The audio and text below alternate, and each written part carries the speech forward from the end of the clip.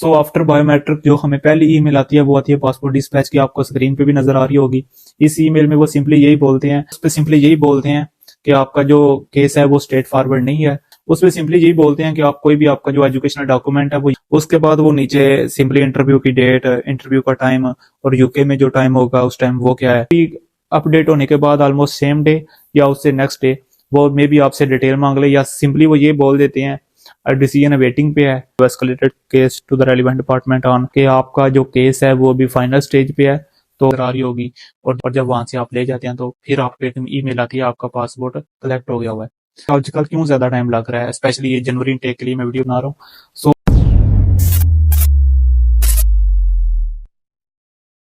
अस्सलाम वालेकुम दोस्तों, welcome again to my YouTube channel Mohsin journey. आज की इस वीडियो में मैं आपको बताऊंगा वो सारी ईमेल्स जो आफ्टर बायोमेट्रिक एम्बेसी की तरफ से स्टूडेंट को रिसीव होती हैं और उन ईमेल्स का क्या मतलब है। साथ में उन ईमेल्स के मैं स्क्रीनशॉट भी आपको दिखाऊंगा। और साथ साथ जब हम पेड इंक्वायरी करते हैं, प्रायोरिटी वाले, स्टैंडर्ड वाले, तो पेड इंक्वायरी के बाद जो जो रिस्पॉन्स आता है हमें एम्बेसी की तरफ से और कब कब आता है, ये सारी चीजें इस वीडियो में मैं डिस्कस करूंगा। और उसके अलावा आजकल एम्बेसी में ज्यादा क्यों टाइम लग रहा है। सो स्टार्ट करते हैं बायोमेट्रिक से। सो आफ्टर बायोमेट्रिक जो हमें पहली ईमेल आती है वो आती है पासपोर्ट डिस्पैच की, आपको स्क्रीन पे भी नजर आ रही होगी। इस ईमेल में वो सिंपली यही बोलते हैं कि हमने जो आपका केस है वो यूकेवीआई को प्रोसेसिंग के लिए दे दिया, तो आप वेट करें। ये ईमेल से डिफरेंट टाइप से टेक्स्ट दिखा सकता है, सो परेशान होने की कोई बात नहीं कि हमें सेम सेम नहीं आई। सो इस ईमेल्स के बाद जो है कि 3-4 दिन में डिसीजन होता है, डायरेक्ट आपको बीआरपी मेल आ जाती है, जो कि आजकल नहीं आ रही, आजकल ज्यादा टाइम ले रही है, 10 दिन 15 दिन। सो एंड पे जाके मैं बताऊंगा भी वजह क्या है। सो जिनको इस ईमेल्स के अलावा कोई ईमेल नहीं आई, टेंशन फ्री रहे। अब इसके अलावा जो सेकंड ईमेल आती है मोस्टली स्टूडेंट को, वो मैं पिछली वीडियो में डिस्कस कर चुका हूँ, एनएसएफ ईमेल होती है।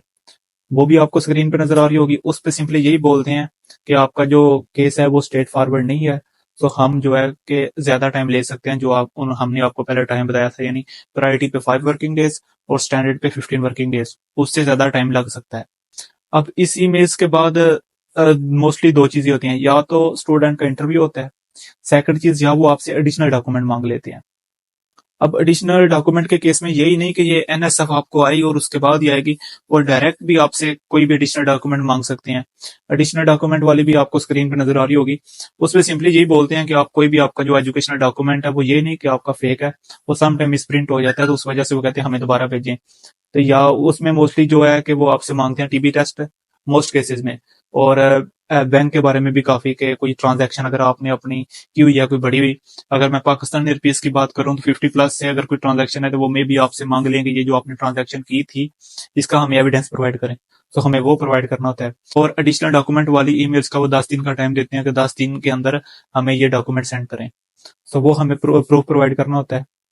तो ये होगी थी सिंपल ईमेल्स जो आती हैं।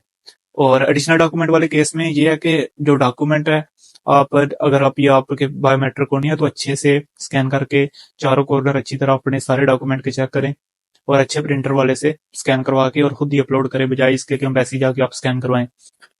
अब एडिशनल डॉक्यूमेंट के बाद जो ईमेल आती है स्टूडेंट को वो होती है स्टूडेंट इंटरव्यू की। एनएसएफ के बाद दो ही पॉसिबिलिटी है, या एडिशनल डॉक्यूमेंट की आए या इंटरव्यू की आए, या दोनों भी आ सकती हैं। तो इंटरव्यू वाली ईमेल भी आपको स्क्रीन पर नजर आ रही होगी। इसमें सिंपली यही कहते हैं कि हम यूके वीजा सेंटर से रब्ता कर रहे हैं, तो हमने आपके साथ इंटरव्यू करना है माइक्रोसॉफ्ट टीम पे। उसके बाद वो नीचे सिंपली इंटरव्यू की डेट, इंटरव्यू का टाइम और यूके में जो टाइम होगा उस टाइम वो क्या है। उसके बाद वो नीचे एक ईमेल मेंशन करते हैं कि आप अगर अवेलेबल हैं, आप उस दिन इंटरव्यू दे सकते हैं, तो आप इस ईमेल पे क्लिक करके यहाँ पे रिप्लाई में आप सिंपली ये लिख दें अगर आप इंटरव्यू उस दिन दे सकते हैं, आई एम अवेलेबल।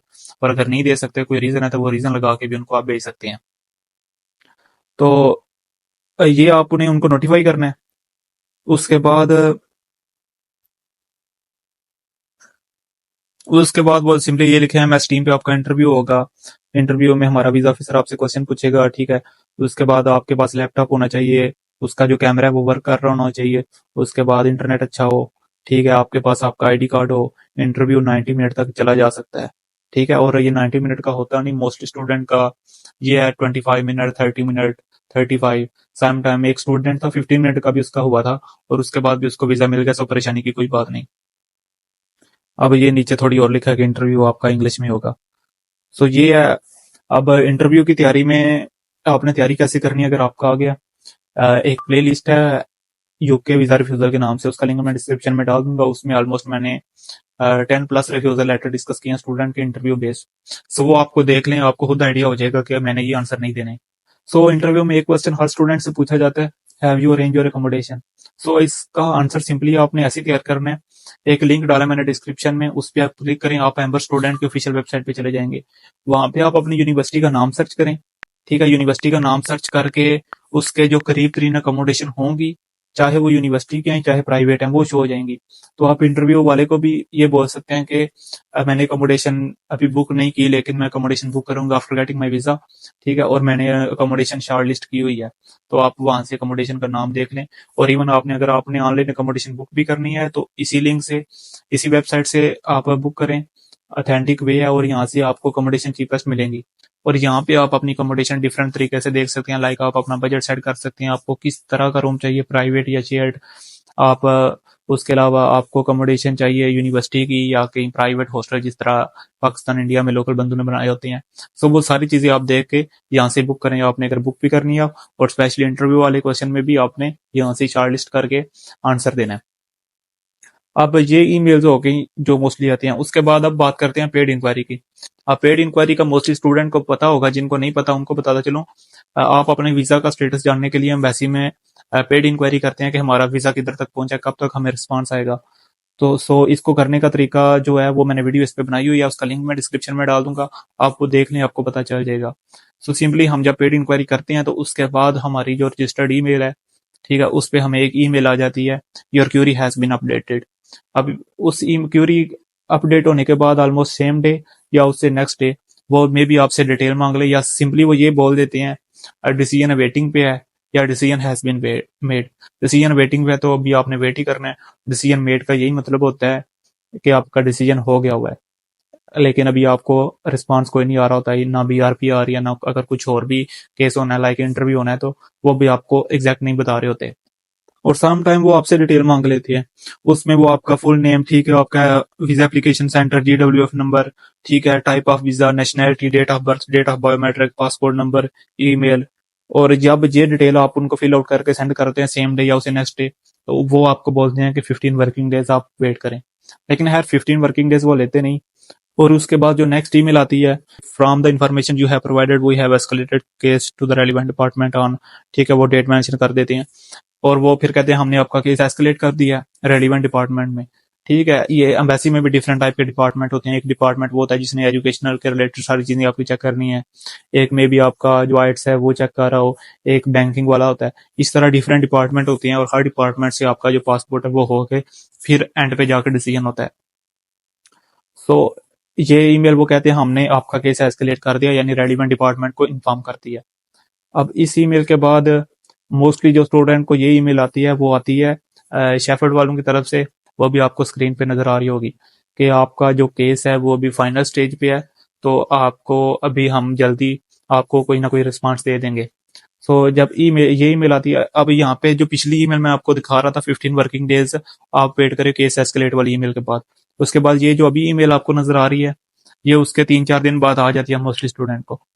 और इस ईमेल्स के बाद आपको बीआरपी मेल आती है।